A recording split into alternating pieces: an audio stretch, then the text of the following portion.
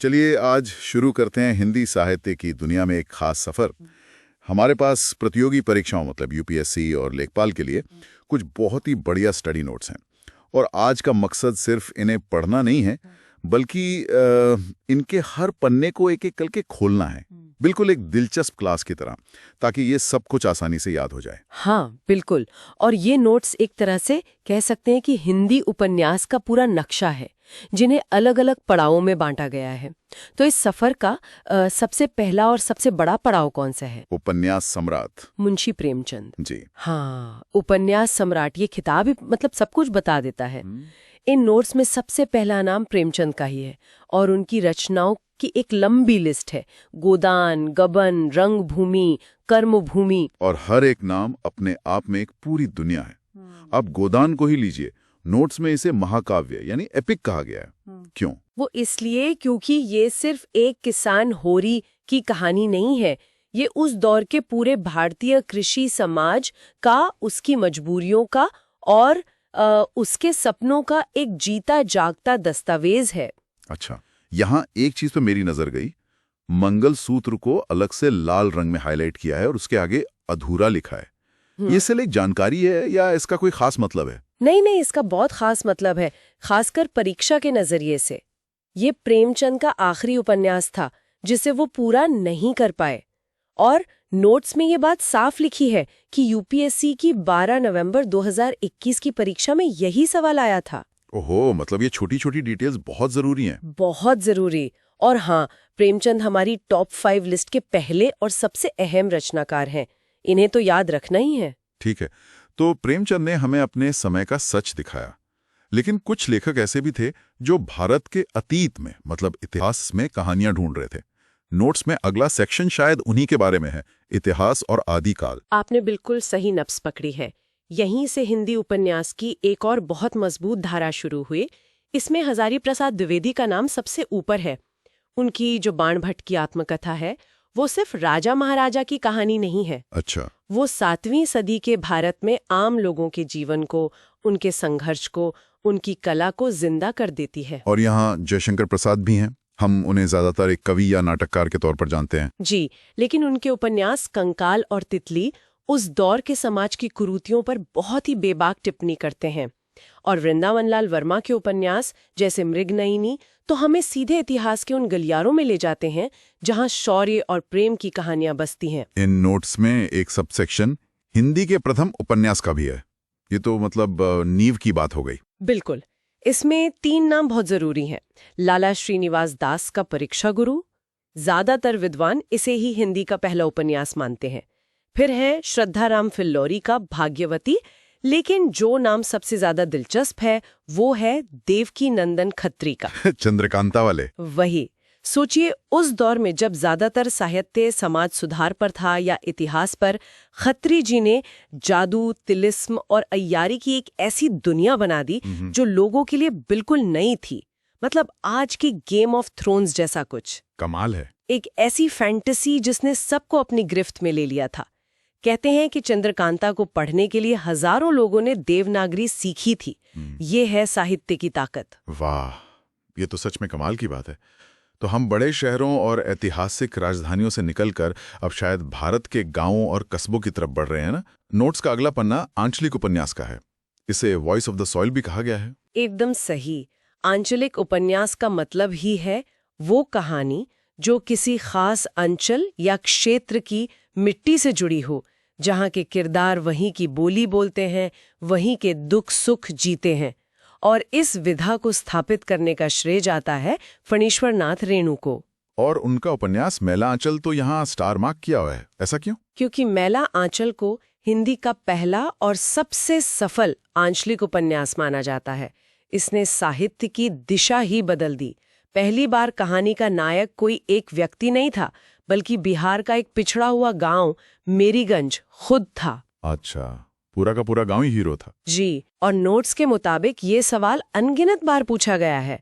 ये हमारी top 5 list का दूसरा सबसे महत्वपूर्ण उपन्यास है। इस श्रेणी में रेणु जी के अलावा और कौन से बड़े नाम हैं? एक और बहुत बड़ा नाम है नागार्जुन। उनके कई उपन्यास हैं, लेकिन बल्चनमा को खास तौर पर याद रखा जाता है।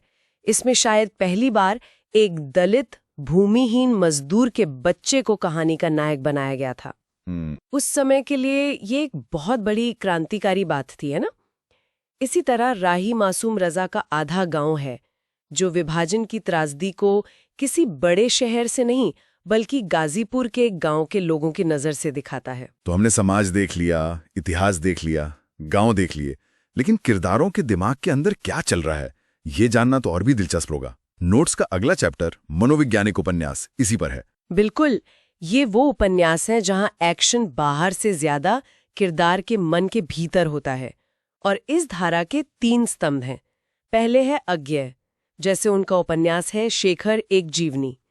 इसमें कहानी सीधी सीधी नहीं चलती। तो फिर कैसे चलती है? कहानी शेखर के मन के अंदर चलती है, उसके विचार, उसकी यादें, उसके डर।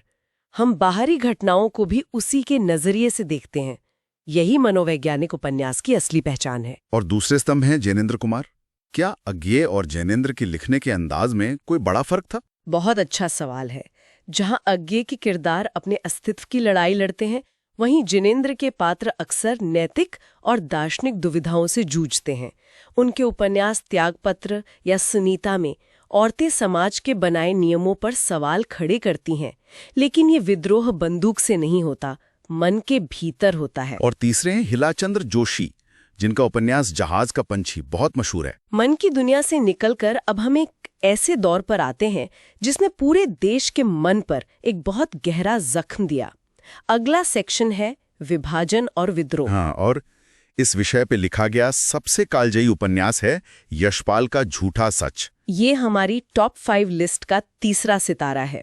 नोट्स में इसे भारत विभाजन त्रासदी का मील का पत्थर कहा गया है, और ये सच भी है। ये 2 हिस्सों में लिखा गया एक महाकाव्यात्मक उपन्यास है, जो सिर्फ बंटवारे का दर्द ही नहीं बल्कि आजादी के बाद हमारे समाज में आई गिरावट और मोहभंग की भी कहानी कहता है। झूठा सच के अलावा तमस भी तो इसी श्रेणी में आता है।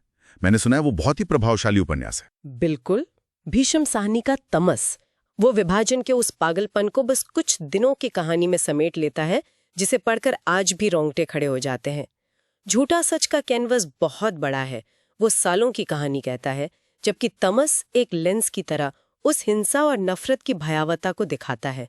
दोनों ही अपनी अपनी जगह मास्टरपीस हैं। अब तक हमने जिन लेखकों की बात की उनमें ज्यादातर पुरुष हैं, लेकिन हिंदी साहित्य को महिला उपन्यासकारों ने भी बहुत कुछ दिया है। नोट्स में इस पर एक पूरा डेडिकेटेड सेक्शन है, और ये बहुत जरूरी भी है। इसमें पहला नाम है कृष्णा सोबती का। उनका उपन्यास जिंदगी नामा हमारी टॉप 5 लिस्ट में 4थे स्थान पर है। ये बंटवारे से पहले के पंजाब की कहानी है, जहां सब मिलकर रहते थे। इसकी भाषा और शैली इतनी अनूठी है कि इसे पढ़ना एक अलग ही अनुभव है। और मन्नू भंडारी का आपका बंटी, मैंने पढ़ा ये उपन्यास। इसे पढ़कर तो कई दिनों तक मन भारी रहता है। जरिए से लिखी गई शायद हिंदी की सबसे मार्मिक कहानी है।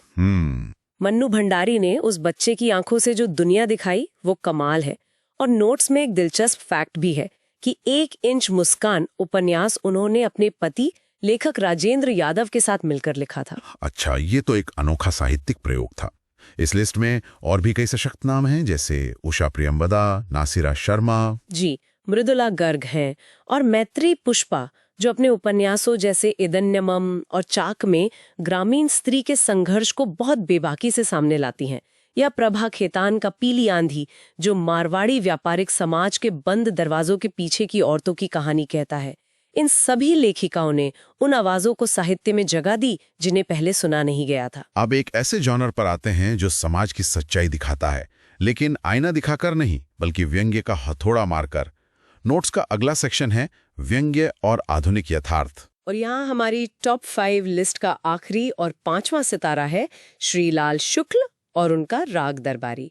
इसे मास्टरपीस इसलिए कहते हैं क्योंकि ये आज़ादी के बाद के भारत के गांवों में फैले भ्रष्टाचार, भाई भतीजावाद और पाखंड पर लिखा गया सबसे जबरदस्त व्यंग है।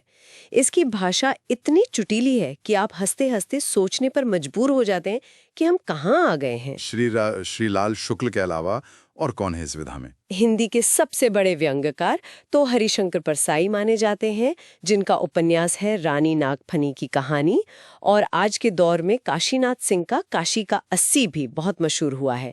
इसी लिस्ट में कमलेश्वर का कितने पाकिस्तान भी है, जो विभाजन को एक अलग ही नजरिए से देखता है। इन गंभीर विषयों के बाद चलिए अब बात करते हैं उस थीम की जो साहित्य में हमेशा मौजूद रही है, प्रेम। अगला सेक्शन है प्रेम और समाज। और यहाँ एक ऐसा उपन्यास है जिसे कल्ट क्लासिक कहा जाता है, धर्मवीर भारती का गुनाहों का देवता। ये चंदर और सुधा की प्रेम कहानी है जो आज भी हजारों युवाओं की पसंदीदा किताब है। ये प्रेम की पवित्रता और सामाजिक बंधनों की एक बहुत ही मासूम और दर्द भरी दास्तान है। भारती जी का ही सूरज का सातवां घोड़ा भी है, जो कहानी कहने की शैली पर एक बिल्कुल नया प्रयोग था। और अमृतलाल नागर, उनके उपन्यास मानस का हंस और खंजन नयन तो जीवनी पर आधारित है ना? जी, लेकिन वो सिर्फ जीवनी नहीं है। मानस का हंस में नागर जी तुलसीदास के मन के द्वंद्व को दिखाते हैं, और खंजन नयन में सूरदास की आंखों से दुनिया को महसूस करवाते हैं। ये प्रेम सिर्फ स्त्री पुरुष का नहीं, बल्कि ईश्वर और समाज का भी है। इसी श्रेणी में मोहन राकेश है, जो अंधेरे बंद कमरे में शहरी जीवन के अकेलेपन को दिखाते हैं, और विष्णु प्रभाकर अर्धनारीश्वर में स्त्री पुरुष संबंधों की एक नई परिभाषा गढ़ते हैं। ये लिस्ट तो बहुत लंबी है। नोट्स में आखिर में कुछ और महत्वपूर्ण रचनाओं का एक रैपिड फायर राउंड भी है। चलिए इन पर भी एक नजर डाल लेते हैं। बिल्कुल, ये वो नाम है जिन्हें छोड़ना नहीं चाहिए। भगवती चरण वर्मा का चित्रलेखा, जो पाप और पुण्य के सवाल पर आधारित है। गिरिराज किशोर का पहला गिरमिटिया, जो गांधी जी के दक्षिण अफ्रीका के संघर्ष की कहानी कहता है, ये बहुत महत्वपूर्ण है। अब्दुल बिस्मिल्लाह का झीनी झीनी बीनी चदरिया, बनारस के बुनकरों की जिंदगी का दर्द बयां करता है। ये सब अपने आप में मील के पत्थर हैं। तो इन सभी नोट्स का सार क्या है? अंत में एक टॉप 5 की सूची फिर से दी गई है, जिन्हें परीक्षा के लिए सबसे जरूरी बताया गया है। जी, ये बिल्कुल निचोड़ है, एक तरह से रिवीजन। चलिए एक बार फिर उन 5 नामों पर नजर डालते हैं जिन्हें इन नोट्स में मस्ट रिमेंबर कहा गया है। नंबर 1, मुंशी प्रेमचंद, खासकर गोदान और अधूरा उपन्यास मंगलसूत्र। ठीक है। नंबर 2, फणीश्वर नाथ रेणु और उनका मैला आंचल, जिसे सर्वाधिक पूछा गया बताया गया है। ओके। नंबर 3, यशपाल अपने कालजयी उपन्यास झूठा सच के साथ। नंबर 4, कृष्णा सोबती और उनकी अनूठी रचना जिंदगी नामा। और नंबर 5, श्रीलाल शुक्ल अपने व्यंग्यात्मक मास्टरपीस राग दरबारी के लिए।